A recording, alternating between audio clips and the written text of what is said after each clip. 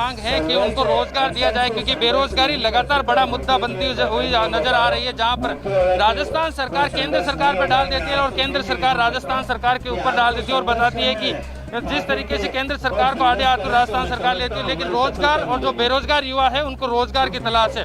हमारे साथ उपेंद्र यादव जी है, उनसे हम बात करेंगे। उपेंद्र जी, लगातार आप युवाओं की आवाज उठाते हुए नजर आ रहे हैं, पिछले 3 दिन से धरना प्रदर्शन यहाँ पर कर रहे हैं, सरकार अभी भी चेत नहीं रही है। क्या लगता है कि सरकार की संवेदनहीनता है जिसकी वजह से युवाओं को दरकिनार किया जा रहा है? इस प्रकार जब महिलाएं हैं, बच्चों के साथ रात भर यहाँ रुकी है, 3 दिन से धरना चला, अनशन चल रहा है, कई लोगों को एडमिट किया गया उसमें, और ये संवेदनहीनता का परिचय है। और हमने आर पार की लड़ाई का ऐलान कर दिया है। पुलिस प्रशासन भी कई बार दबाव बनाए उठ जाओ, लेकिन हमने कह दिया लाठियाँ चलाओ चाहे गोलियाँ चलाओ, हम हटने वाले नहीं है। हमारी मांगे पूरी नहीं होगी जब तक आंदोलन जारी रहेगा। और हमने जो 4 विधानसभा उपचुनाव होने वाले वहाँ भी प्रत्याशी की घोषणा कर दी है, चुनाव भी लड़ेंगे। और जहाँ कांग्रेस का प्रत्याशी होगा उसको जीतने नहीं देंगे, क्योंकि जब तक हमारी मांगे पूरी नहीं हो जाती हमारा आंदोलन जारी रहेगा। सरकार हमारी मांगे मान लेती है तो हम प्रत्याशी भी वापस ले लेंगे और घर चले जाएंगे, लेकिन चाहे गोली चले चाहे लाठियाँ चले, हम पीछे हटने वाले नहीं। हमारी मांगे पूरी की जाए जब तक आंदोलन जारी रहेगा। उपेंद्र जी, ये जो आप बेरोजगारों के साथ बैठकर जो धरना प्रदर्शन कर रहे हैं वो कांग्रेस के खिलाफ कर रहे हैं या फिर रोजगार दिलाने के लिए आप करें कि उनके खिलाफ आप कांग्रेस को जीतने नहीं देंगे? सरकार के खिलाफ आवाज है या फिर आप बेरोजगारों को रोजगार दिलाना चाहते हैं? अच्छा, एक चीज़ का आपको मैं पूछना चाहता हूँ, ये निर्णय हमने क्यों लिया? सरकार की सीटों की लड़ाई होती है। आज बेरोजगार को नौकरी नहीं दे रहे, एक एक पद के लिए वो तरस रहे। अब उसको एक बेरोजगार को एक नौकरी का पद नहीं मिलता, उसको दर्द होता है, वो रोता है कि मुझे नौकरी नहीं मिली।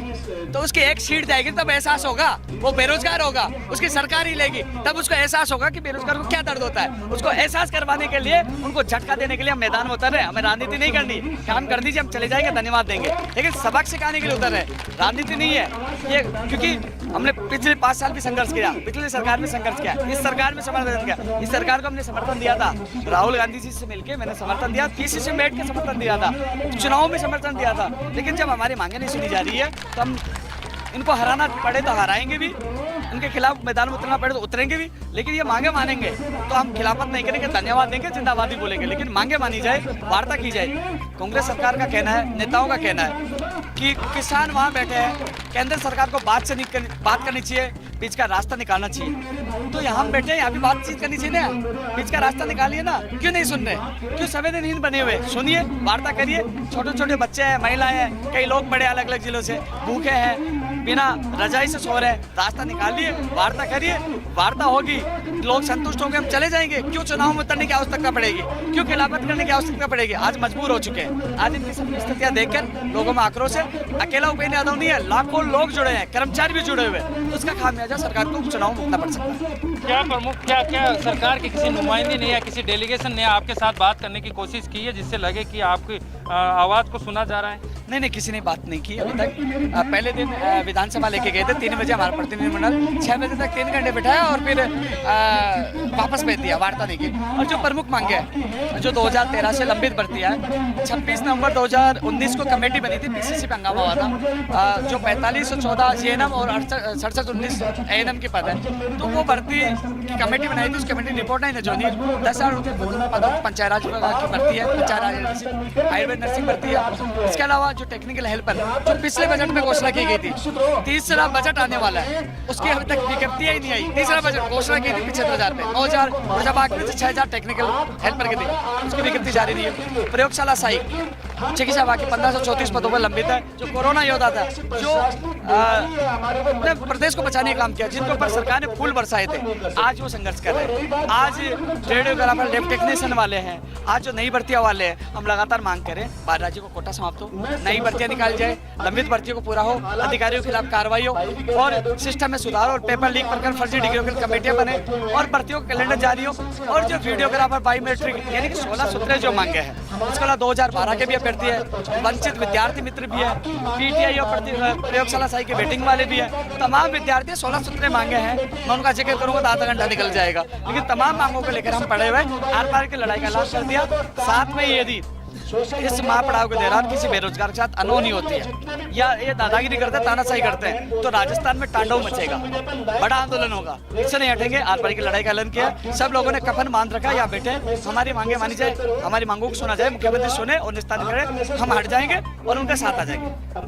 उपेंद्र जी, बहुत से आंदोलन ऐसे देखे गए, चाहे किसान आंदोलन की आपने बात की तो वहाँ पर भी ये देखा गया कि पहले ही किसान आंदोलन था, लेकिन उसके बाद में सियासी पार्टियां आज सियासत करती हुई नजर आ रही है। कहीं ऐसा तो नहीं कि बेरोजगारों के साथ आप यहाँ पर बैठे हैं और आने वाले दिनों में हमें ये देखने को मिले कि कोई सियासी पार्टियां आपके पीछे लगी हुई है और सियासत करने आपके कंधों पर बंदूक रख के सियासत करने लग जाए? इस सियासी चाल का मंजा हुआ खिलाड़ी मैं हूँ। मैंने कई सरकारें देखी है, शायद आप भी कम समय में हमसे जुड़े हैं। 9 साल हो चुकी है, 2 सरकार पहले निकाली है, ये सरकार भी है।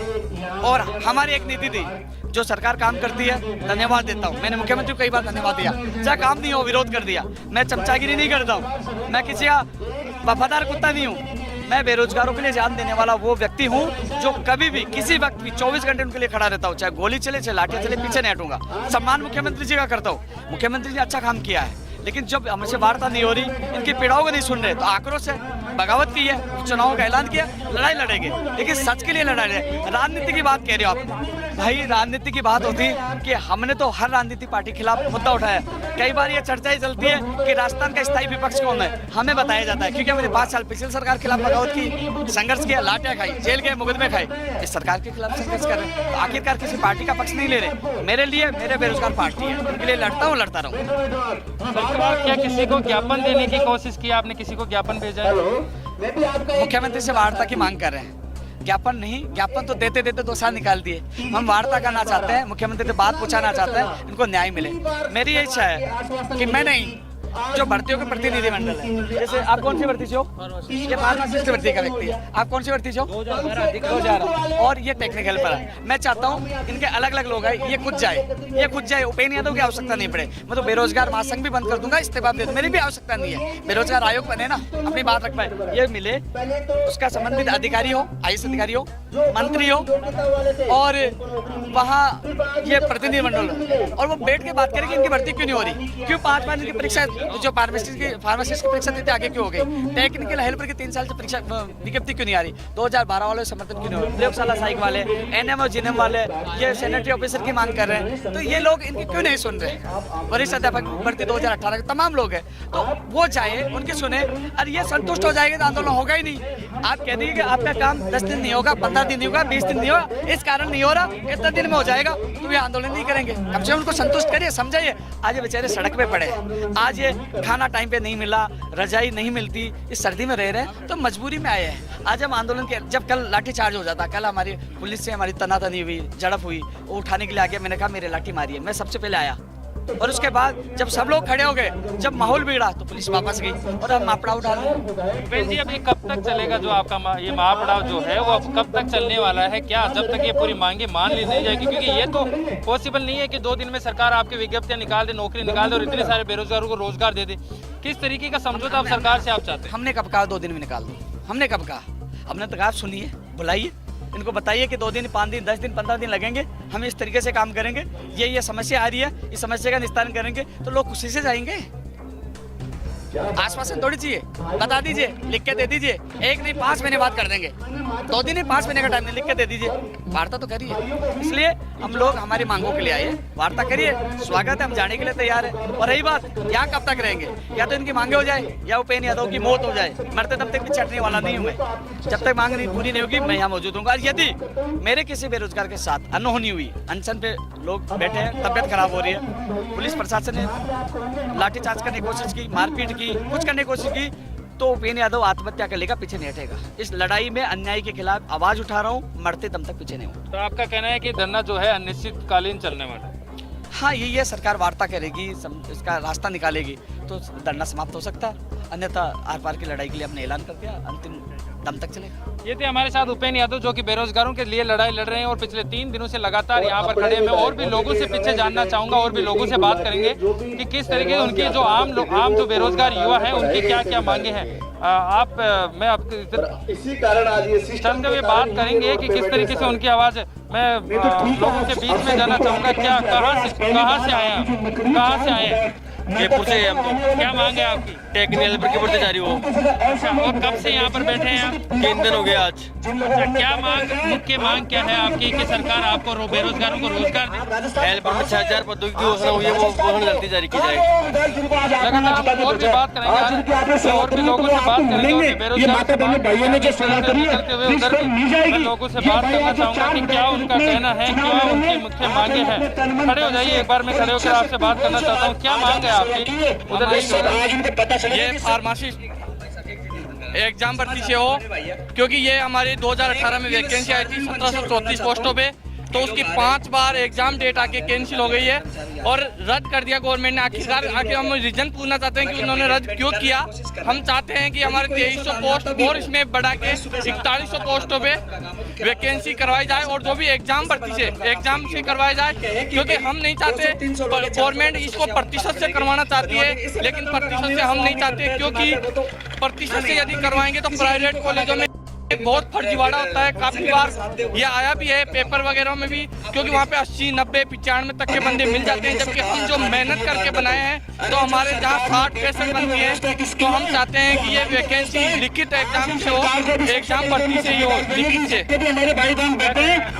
सर, हम 2019 ITI के बेरोजगार बंदे हैं। हमारी बजट में 2019 को हमारा बजट आया था कि हमारी वैकेंसी 6000 होंगी, लेकिन 2 साल निकल गए, अब तक हमारी वैकेंसी नहीं आई है, क्योंकि हम गरीब के बच्चे हैं। हमारे पास इतने पैसे नहीं होते कि हम ITI BTEC करें, पॉलिटेक्निकल करें। तो आजकल क्या करें, गवर्नमेंट ने निजीकरण में दे दिया गया है और हमारी वैकेंसियों को 2 साल से पेंडिंग डाल रखी है, उसके बारे में कोई नहीं सोच रहा है। इसलिए हम बेरोजगार हैं, 3 दिन से भूखे हैं सर, हम 3 दिन से भूखे हैं, लेकिन हमारी बात सरकार नहीं मान रही है। तो हम सरकार से अनुरोध करते हैं कि हमारी मांगों को पूरा करे और जल्दी जल्दी हमारी भर्ती वैकेंसी निकाले, इन ITI वाले बेरोजगारों को रोजगार देवे। मैं यही प्रार्थना करना चाहता हूँ भाई बहन यादव की, मैं यही करता हूँ, समर्थन करता हूँ कि इसने हमारे बारे में सोचा और इसने हमारे बारे में सोचकर हमारी जो बेरोजगारी को भावनाओं को समझा और आज हम ये इकट्ठे हुए। इसलिए हम यही चाहते हैं कि हमारी जो विभक्ति है टेक्निकल हेल्पर की जल्दी जल्दी आए और हमें नौकरी पर मिले, क्योंकि हम बहुत ही दुखी हो चुके हैं,